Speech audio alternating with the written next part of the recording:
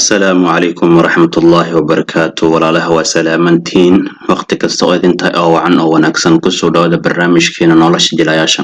inta badan barnaamijkan waxaan kaga hadalnaa jilaaga noloshiisa waxyaabaha taabana kaga hadalna arrimaha fanka laakiin noloshiisa ayaan diiradda ku saarnaa markii ku beegantaa maalinta dhalashadooda sidaa daraadeed maanta dhalashadiisa 36 wax u dabaaldega superstar laga dambeeyo dhankaasi Malayalamka oo ninka lagu magacaabo Dulqar Salmaan xog walba kaga baahantiin jilaagan barnaamijkeena kaga bagan doontaan balse intaan guda gelin barnaamijka hadda channelka cusub tahay subscribe noo saarana lowena muuqaalka laga noo saarto bal marka hore waxaan ku bilaabi doonaa waa kuma Dulqar Salmaan ninka magaciisa dhabta Dulqar Salmaan inta badan loo yaqaan Sallu xirfadiisa markaan fiirino waa jilaa waa heesaa sidoo kale ninkan waa hal abuur markaan fiirno dhererkiisa 175 cm sidoo kale markaan fiirno ninkan culeyskiisa sida diiwaan gashan markuusan filimka jilaynin sidoo kale culeyskiisa caadiga waa 80 kg sida u diiwaan gashan jilaaga markaan fiirno fanka ama fanjirist wuxuu soo galay sanadkii 2012 wuxuuna ku soo galay film lagu magacaabo Second Show dhankaasi Malayalamka waqti uu soo galay sidoo kale doorkiisa waxa lagu magacaabay Harilaal sidoo kale ninkan dhankaasi Tamilkan uu ka soo muuqday sanadkii 2014 xitaa 2018 Bollywoodka ayuu ka soo muuqday laakiin jilaagan Dulqar Salmaan waa superstar laga dambeeyo dhankaasi fanka loo yaqaan Malayalamka xaruntooda ay tahay dhankaasi Koji ama Kerala markaan fiirno jilaagan waqti uu dhashay sida u diiwaan gashan wuxuu dhashay 28 July 1986 taasoo ka dhiganta inuu u dabaaldegay dhalashadiisa 36 markaan fiirno meesha ku dhashay caasimada loo yaqaan Koji xarun u tahay dhankaasi Kerala dhalashadiisa ninkaana waa Hindiyan haddana meesha ku nool yahay dhankaasi Koji ama Kerala xaruntooda ay tahay maadaama uu ka tirsan yahay fanka loo yaqaan Malayalamka uu ka dhisan yahay dhankaasi Kerala dhanka waxbarashadiisa markaan fiirno jilaagan ilaa heerka jaamacadda digriga koowaad ayuu qaatay wuxuuna qaatay Bachelor of Business Management ayuu qaatay diinta u haysan markaan fiirno ninka lagu magacaabo Dulqar Salmaan ninkan waa nin islaam sida hadda u diiwaan gashan hobbigiisa waxyaha uu jecel yahay markaan fiirno wuxuu jecel yahay inuu heeso sidoo kale wuxuu jecel yahay inuu aflaamta daawado xitaa wuxuu jecel yahay safarada kala gedisan inuu galo noloshiisa qaaska markaan fiirno jilaagan sida u diiwaan gashan waa xaasle wuxuuna guursaday sanadkii December 2011 ayuu aqal galay wuxuuna guursaday gabar lagu magacaabo Amal Sofia sidoo kale gabadhaana fanka shaqo ku malaan markaan fiirno caruurtiisa waxa u joogta gabar lagu magacaabo Maryam aabihiis markaan fiirno kan aabihiis waa migasaarka ugu awoodda badan fanka loo yaqaan Malayalamka ninka lagu magacaabo Muti ayaa ninkana aabo ah saaxiibada hooyadiis waxa lagu magacaabo Sulfat ayadana fanka shaqo ku malaan wiil ninkan lagu magacaabo Dulqar Salmaan wax wiil lama dhalin laakiin waxa la dhalatay gabar sidoo kale gabadhaana way gaweynta walaashiis waxa lagu magacaabo Kuti ayaa lagu magacaabaa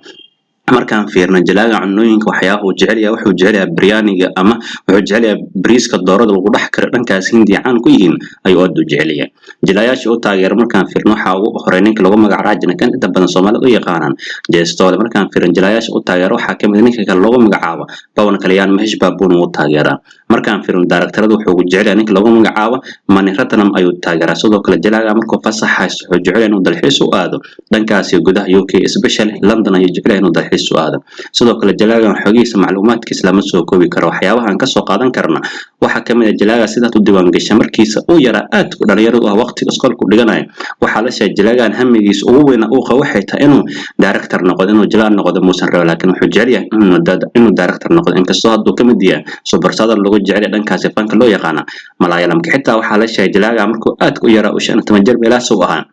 wuxuu qaadan jiray kamarada aabihiis uu leeyahay sidoo kale wuxuu sameyn jiray short films ama muuqaalo yar yar sidoo kale filmo yar yar ayuu sameyn jiray sida hadda shaaca laga qaaday dhanka shaqada markaan fiirno jilaagan Dulqar Salmaan hadda waxa uu diyaarsan filimkiisa weyn lagu magacaabo Sitaramam filimkan waxa la daawan doonaa 5 Agosto ayaa la daawan doonaa bisha dambe ka binagu saayso sidoo kale filimkan waxa door ku leh gabar lagu magacaabo Rashminka Madana jilaagan wuxuu kala shaqo ahaan wadaa filimka lagu magacaabo Job sidoo kale filimkaas waxay ku xifaaltami doonaan meegasaarka awoodda badnaa 9-maadka ninka lagu magacaabo sanadooda ay filimkaas isku qaban doonaan sidoo kale wax u badan tahay filimkan Job inuu la imaan doono dhamaadka sanadkan ama horaanta sanadka dambe jilaagan labadaas filim ay haddu gacanta ku haysto way dhici kartaa mashaariic kale inuu duwiskooda laakiin hadda sida u diiwaan gashan labadaas filim ay gacanta ku haystaan bal markaan waxaan soo qaadan doonaa jilaagan 10kiisa filim ugu sheekada wanaagsan sidoo kale ay miratic marka loo fiiriyo 10ka filim dhibcaha ugu badan haysayaan fiirin doonaa filimka koowaad saaxiibada uu dhibcaha badan jilaagan uu haysto sidoo kale ugu sheekada wanaagsan waa filim lagu magacaabo Bangalore Days kaasoo la daawaday 2014 10ka dhinac aflaamta lagu qiimeeyay filimkan waxa la siiyay 8.3 ayaa la siiyay filimka labaad filim lagu magacaabo Ustaad Hotel oo la daawaday 2012 10ka dhinac aflaamta lagu qiimeeyay filimkan waxa la siiyay 8.2 ayaa la siiyay filimkiisa saddexaad ugu sheekada wanaagsan waa filim lagu magacaabo Kamati Badam oo la daawaday 2016 tobanka dhibic aflaanta lagu qiimeeyay filimkan waxaa la siiyay 8 dhibic ayaa la siiyay sidoo kale filimkiisa afraad ugu sheekada wanaagsan waa filim lagu magacaabo Karwan oo la daawaday 2018 tobanka dhibic aflaanta lagu qiimeeyay filimkan waxaa la siiyay 7 dhibic 6 ayaa la siiyay filimkiisa shanaad ugu sheekada wanaagsan waa filim lagu magacaabo Oka Kamani oo la daawaday 2015 tobanka dhibic aflaanta lagu qiimeeyay filimkan waxaa la siiyay 7 dhibic 4 ayaa la siiyay filimkiisa lixaad ugu sheekada wanaagsan waa filim lagu magacaabo Mahanati oo la daawaday 2018 tobanka dhibic aflaanta lagu qiimeeyay filimkan waxaa la siiyay 8.5 ayaa la siiyay filimkiisa toddobaad ugu sheekada wanaagsan waa filimka lagu magacaabo Kelly oo la daawaday 2016 tobanka dhibic aflaanta lagu qiimeeyay filimkan waxaa la siiyay 6.9 ayaa la siiyay filimkiisa sideedaad ugu sheekada wanaagsan waa film lagu magacaabo Blue Sky Green Water Red kaasoo la daawaday 2013 tobanka dhibic aflaanta lagu qiimeeyay filimkan waxaa la siiyay 7.6 ayaa la siiyay filimkiisa sagaalaad ugu sheekada wanaagsan waa film lagu magacaabo Big Ramadan oo la daawaday 2014 tobanka dhibic aflaanta lagu qiimeeyay filimkan waxaa la siiyay 6.9 ayaa la siiyay filimkiisa tobnaad ugu sheekada wanaagsan waa film lagu magacaabo Comedy in America oo la daawaday 2017 tobanka dhibic aflaanta lagu qiimeeyay filimkan waxaa la siiyay 6.4 ayaa la siiyay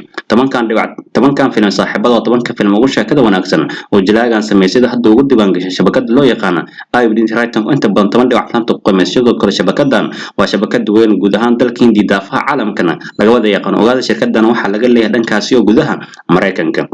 sida daraadid jilaaga lagu magacaabo Dulqar Salmaan maanta wuxuu dabaaldegaya dhalashadiisa 36aad waxaan leenahay hambal iyo sidoo kale ogaada jilaagan waxa aabo ah magasaarka ugu awoodda badan fanka Malayalam qaana ninka lagu magacaabo Mamuut ayaa aabo sida daraadid jilaaga maanta dhalashadiisa ay u dabaaldegaya sida daraadid waxaan leenahay dhalasho wanaagsan hadda kadib saaxiibada qiimaha badan jilaayaasha ugu caansan fanka Hindiya markii u dabaaldegan dhalashadoodana waa soo qaadan doona ogaada dhowr jilaa hadda koran waa ka sameeyay sidoo kale qaybta YouTube-ka playlist-ka hadda gasho waa ka heli kartaa box ay ku qoran tahay nolosha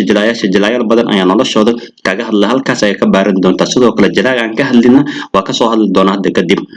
hadday taa markii kuugu soo boqonaysa channelkeena subscribe noo saarana ilowin inaan muuqaal kale noo saarto inta badan saaxiibada muuqaalku aad daawataan ma share gareysaan like nooma saartaan comment kama bixisaan inta saaxiibada qiimaha badan aniga xaggayga dhiirigelinaya ka qaada fadlan waxa idinka codsana muuqaalka like gareey dadka like noo saar dadka daawada waa ka fikir ogaada muuqaalku kala badan yahay oo ka dad gaaris badan yahay sida daraadii saaxiibadu waxa idinka codsana muuqaal kale like gareey like saaro sidoo kale document saaxiibada hor noola joogo sidoo kale ay codsi muuqaalkan share dhisa saaxiibo wanaagsan adigoo kale kugu soo biraan channelkan waa channelka dhalinyarada inta badan arrimaha fanka ayaan kaga hadlana special dhankaasi fanka Hindiya ayaan kaga hadlaa hadday noqoto Bollywoodka ama koonfur Hindiya ayaan kaga hadlaa sidoo kale dhalinyaro badan oo jira oo aflaamta dhankaasi Bollywoodka xiisay koonfur Hindiyana way jira soo u gaar saaxiibada idinka codsana muuqaalkan share gareeyo intaan barnaamijnimada ku kulmayno amaana Allah salaamu calaykum waraxmatullaahi tacaala wa barakaatuh